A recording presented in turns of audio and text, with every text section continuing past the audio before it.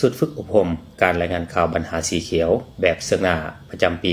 2026แมนจัดขึ้นในวันที่9กรกฎาคมและสำเร็จลงในวันที่11กรกฎาคม2026ที่แขวงขมวนด้วยการเข้าร่วมปิดของทานนวลตาแก้วนวงศ์หัวหน้าคณะโฆษณาอบรมแขวงขมวนทานทองหล่อดวงสวรรค์คณะบริหารงานสมาคมนักข่าวแห่งสาธารณรัฐประชาธิปไตยประชาชนลาว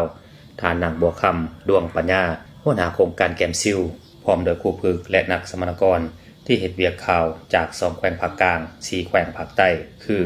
คำมวนสวรรณเขตสารวันจัปสักเซกองอัตตปือและผู้นำใช้สื่อสังคมออนไลน์ทั่วไปผู้เฮ็ดเวียกเกี่ยวกับสิ่งแวดล้อมเข้าร่วมการฝึกอบรมครั้งนี้แม่นได้ลงภาคสนามเพื่อทัศนศึกษาเก็บกรรมข้อมูลตัวจริงอยู่บริษัทไฟฟ้านำเทิน2เมืองนากายแขวงกับมวนสัมผัสผู้ประกอบการธุรกิจเรือนผักหารอาหารโพสีทารัง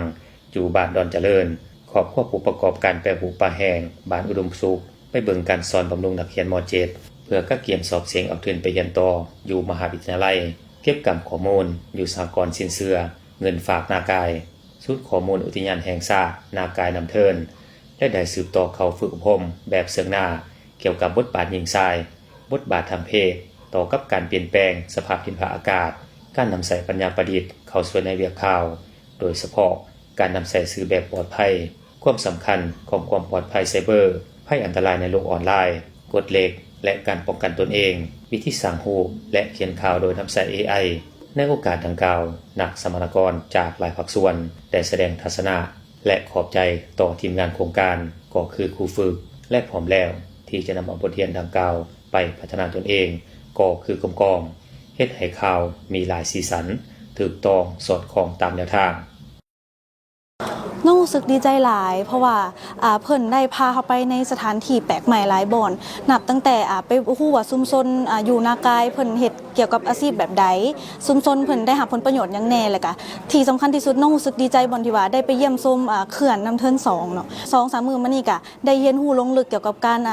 เฮ็ดเวียกของ AI แล้วก็เฮาจะนำใช้แนวใดโดยก็รู้สึกว่าแบบได้ข้อมูลหลายอย่างแฮงโครงการแกมซิลเนาะก็ถือว่ายกให้เป็นโครงการที่ดีหลายสำหรับบรรดาสื่อหรือว่ากลุ่มวัยหนุ่มที่นำใส่สื่อสังคมออนไลน์เจ้าเพราะว่าเพิ่นให้โอกาสตั้งด้านการนำเสนอสื่อหรือบอกกันก็เป็นการฝึกแอบในการสร้างสื่อหรือนำเสนอต่างๆโดยเฉพาะเวียกงานนำเสนอเกี่ยวกับคอนเทนต์หรือว่าสื่อสีเขียวตัวนี้มันจะได้หลายสำหรับในส่วนนี้เจ้า